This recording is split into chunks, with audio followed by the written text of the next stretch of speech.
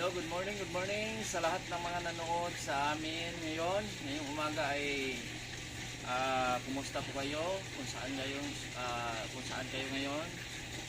Ako po ay nagpapasalamat sa inyong walang sawang pagsusuporta po sa aming video. At ngayon guys, ang ating gagawin ay luluto po tayo ng mani. Magluto lang. Mani, ito yung mani guys na ating lulutuin ngayon.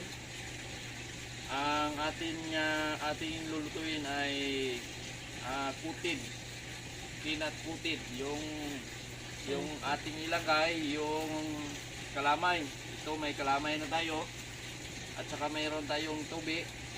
Ang ating gagawin guys is kung paano natin lulutuin na gagawin nating kutid, yung matamis na peanut. Ngayon guys, ang ating gagawin, abangan nyo yung pagluluto. Ito yung gagawin natin.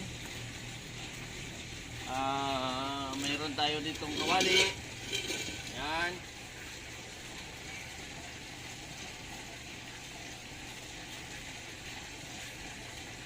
Okay,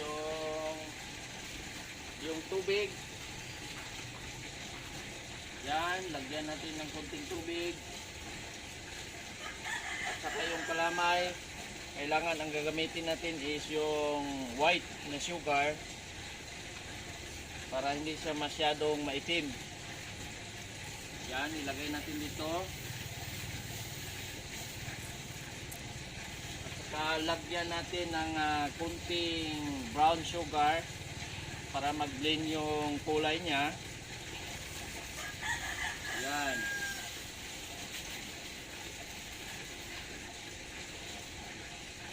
At saka yung mani. Ito na yung mani.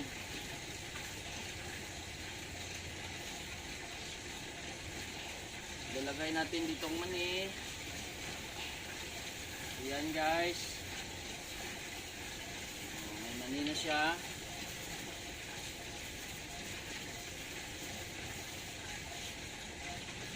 At i-mix natin ng kunti. Yan, tingnan natin.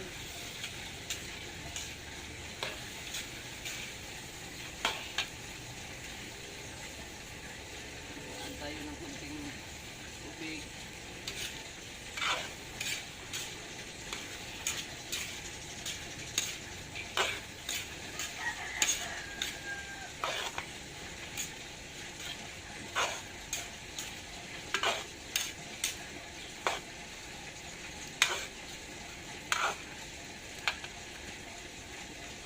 Yan, hihintayin natin yan kung ito ay kumukulo na at maging malapot.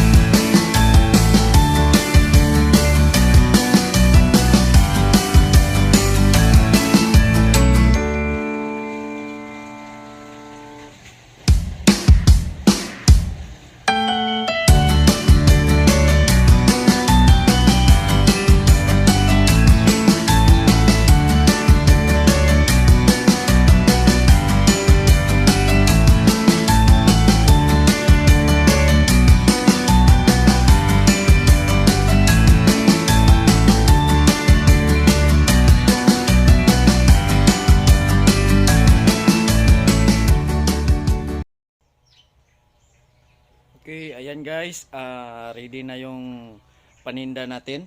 Yan, yung mani kaina. Ito yung mani na coated yan. At sa ngayon i-deliver po natin sa nag-o-order nito kasama ng ating tinda na ice cream. Yan. Mag-deliver na tayo guys dahil tapos na yung pagre-repack at ngayon ready na ihatid natin doon sa nag-order nito na yung coated naman at saka dito meron naman tayong salted naman na ating ibinta ngayong araw. So ngayon guys, samahan nyo ako na ihatid natin doon sa nag-o-order. Dito lang yan sa ating negosyo.